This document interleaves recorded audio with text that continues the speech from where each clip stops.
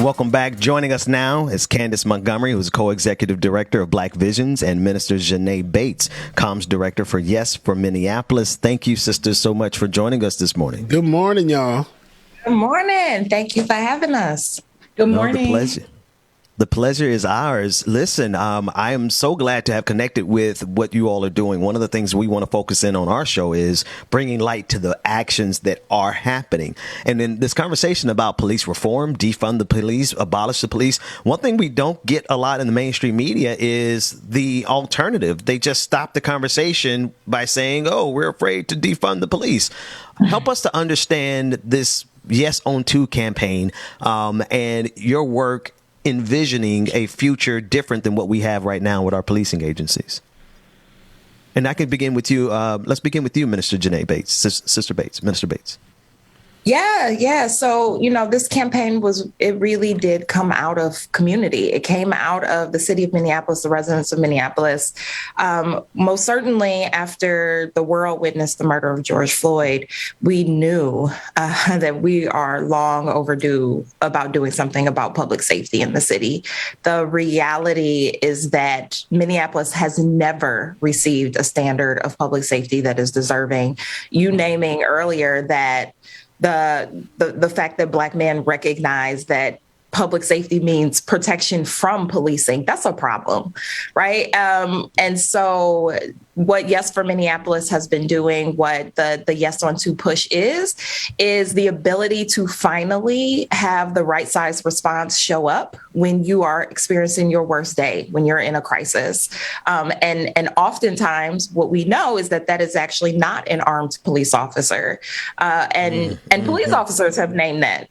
Like they've said, we feel stretched. You're asking us to be substance abuse specialists and homeless outreach and social workers and mental health crisis professionals. We are none of those things. And so why wouldn't we staff a department that actually has those professionals at the ready to respond so that we can use disciplined and well-trained officers when we're supposed to?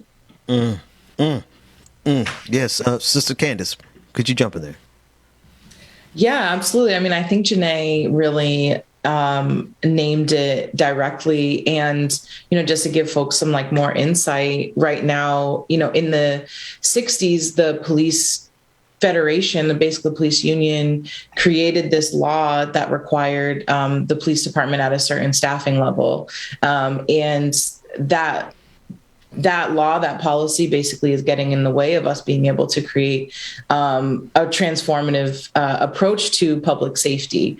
And so our question is, removing this old legislation that came about in the 60s, really as a response to Black movements at the time, and be able to establish a new Department of Public Safety that will take on all of these multiple approaches to what, when it comes to safety, and also allow us to free up resources to be able to invest in those things at scale. What we know here in Minneapolis is that there's a lot of folks who are pulling together projects on shoestring budgets and literally putting their bodies on the line with no resources and no support from our city. The work that we are doing aims to change that, aims to say, as a community person who's been out here, who's been doing this work, gun violence prevention, whatever it is, you are an expert. And we want to make sure that those experts who are coming straight from the block are actually able to be supported by our city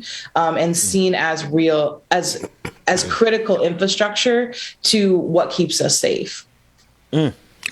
Okay. Yeah, no, I'm listening and I'm absorbing it all. And I'm digging it because these conversations I don't get to hear on regular media because It sounds like you all have a strategic plan and a vision. And here are a couple of ads. Here's 2 ads that we have. The first one is a Yes on 2 ad, and it's discussing that it's impossible for police to be experts in everything, and people experiencing homelessness, mental health crises, and other nonviolent emergencies deserve responses that match their needs. And this is exactly what you were both talking about. Let's run that first ad. 911, what's your emergency? When it matters, you need to know that someone with the right skills will be there for you. But Minneapolis police get called into situations every day where they aren't experts, like mental health crises and homelessness. Measure 2 updates our charter to create a Department of Public Safety, so police can work with people like qualified mental health professionals and social workers, so everyone gets the right response every time. Let's heal our city. Vote yes on 2. Let's heal our city. Please tell us more. I mean, Minister Bates, you were talking about that expressly. Talk about how those incidents where the police are often called in, they lead to tragedy that never had to happen in the first place if the right resources were brought to bear. That's exactly right. You know, currently the Minneapolis Police Department is a fully funded department, which is about a little under $200 million a year.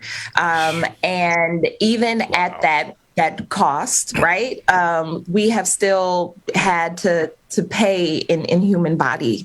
The fact is that police officers, they have named that they have felt overtaxed and overstretched. And even though we have a fully funded department, we're paying for a lot of officers who actually are not on the job right now, who have left for PTSD.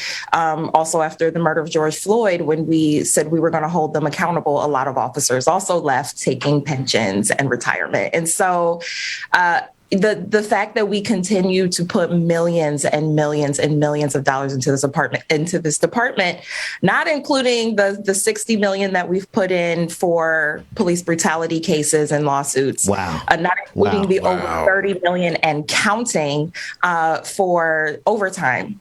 Right. So we continue to shell out more and more money into a failed infrastructure, into a failed system that has not served the people of Minneapolis, and it hasn't served police officers. It is most certainly time to what Kandace was naming, this block that has been in the city charter before civil rights. And to name, it is the only city in the entire state of Minnesota that has this basically a police contract in the city's charter. No other city in the entire state has this. And we're also the only city that is having national and global headlines of murder, abuse, and mistrust. This is a solvable problem. You know, you guys are going to have to charge this up to.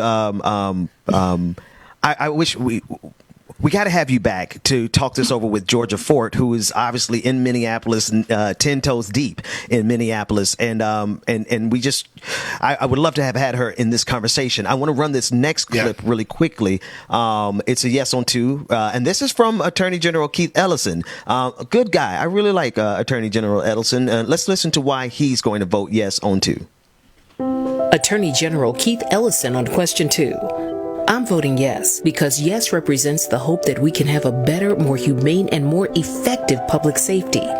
Yes on 2 creates the possibility for the kind of systems change we need, freeing us up to plan and invest comprehensively, integrating the police department into a new Department of Public Safety. Voting yes on 2 represents hope in a better, safer future that includes everyone in every neighborhood.